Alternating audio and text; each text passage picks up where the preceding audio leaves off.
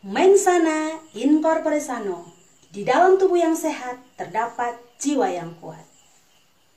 Hai, perkenalkan saya Harini, peserta CPS 21, di mana dalam beberapa menit ke depan saya akan menyampaikan sebuah materi yang berjudul Meningkatkan Resilience di Era Pandemi.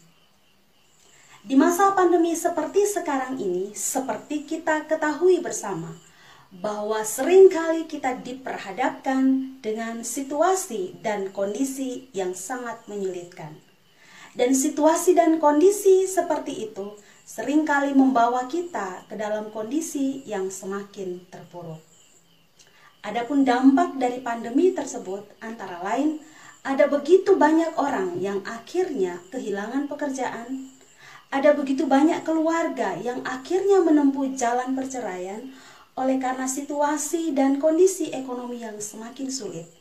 Bahkan ada pula keluarga yang kita kasihi dan kita cintai telah pergi meninggalkan kita.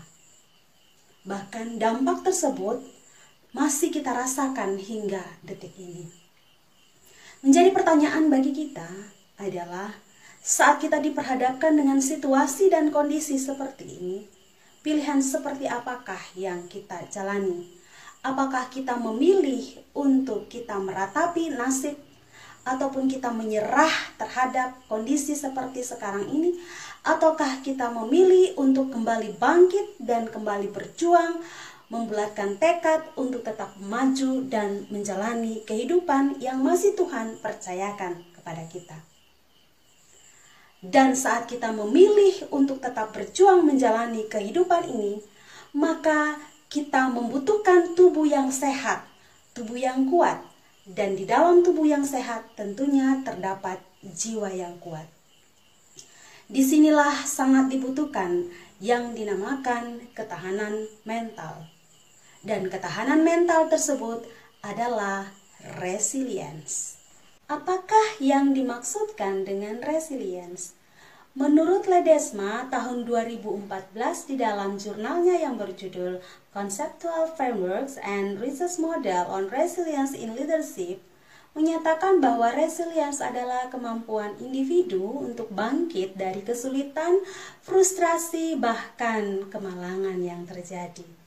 Resilience ini juga berkaitan dengan kemampuan beradaptasi seseorang ketika diperhadapkan dengan sebuah situasi yang kurang menguntungkan, sehingga individu tersebut dapat bangkit kembali, membulatkan tekad kembali untuk tetap berjuang setelah mengalami keterpurukan. Lalu pertanyaannya adalah, bagaimana caranya seseorang dapat mengukur akan tingkat resilience yang ada dalam dirinya? Apabila hidup kita ini datar-datar saja, hidup tanpa masalah, hidup tanpa rintangan, tanpa tantangan, maka kita tidak akan pernah mengetahui seberapa besar tingkat resilience kita. Sebaliknya, jikalau hidup kita ini diperhadapkan dengan berbagai macam tantangan dan rintangan, di sana kita bisa dapat mengukur seberapa besar tingkat resilience kita. Dan saat kita diperhadapkan dengan masalah, seringkali kita dibawa ke dalam dua kondisi, yaitu yang pertama kita berada dalam kondisi stres dan yang kedua kita resilience. Saat kita mengalami stres, maka otomatis resilience kita akan menurun. Sebaliknya, jikalau resilience kita tinggi, maka kondisi stres kita akan menurun. Dan sekarang pertanyaan yang terakhir bagi kita bersama adalah, kalau begitu bagaimana cara kita untuk meningkatkan resilience kita? Yang pertama, tetaplah berdoa. Semakin tinggi tingkat spiritualitas seseorang, maka tingkat resilience-nya pasti akan tinggi.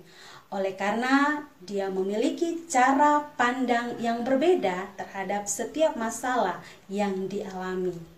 Yang kedua, milikilah self-control yang baik. Kita tidak dapat mengendalikan pikiran orang lain, kita tidak dapat mengendalikan perkataan orang lain terhadap kita dan hal-hal di luar diri kita. Yang dapat kita kontrol adalah diri kita sendiri. Kita dapat mengontrol akan pikiran kita, perkataan kita, bahan bacaan kita, tontonan kita.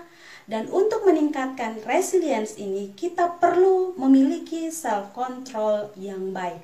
Apakah yang harus kita lakukan di dalam hidup kita ini?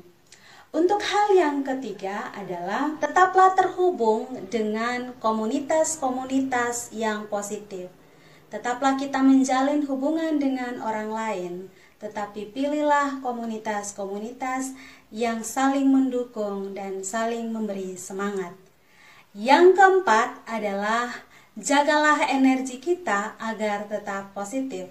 Kita bisa dengan melakukan gerakan-gerakan kecil ketika kita berada di dalam rumah. Mungkin kita bisa berolahraga ataupun kita melakukan senam dan juga rutinitas kegiatan-kegiatan kita yang positif di dalam rumah. Yang kelima, tetaplah berpikir secara positif, efektif, dan kreatif. Yang keenam, usahakanlah untuk berada di saat ini. Jangan pernah berpikir untuk selalu berada pada masa lalu, atau bahkan kita berharap untuk kembali pada masa yang lalu. Karena ketika kita berpikir tentang masa lalu, itu seringkali membuat kita semakin terpuruk. Demikianlah 6 cara yang dapat saya bagikan bagi kita semua untuk meningkatkan resilience di era pandemi. Akhir kata, saya mengajak kita semua, yuk kita meningkatkan resilience. Di akhir dari materi ini, saya ingin menyampaikan sebuah quote yang disampaikan oleh Barbara Walker. It's normal to feel anxious during times of uncertainty and stress. How you respond to those situations can have a significant impact. Be kind to yourself, stay mindful, and above all, keep moving forward. Terima kasih untuk perhatiannya. Sampai jumpa. Bye-bye.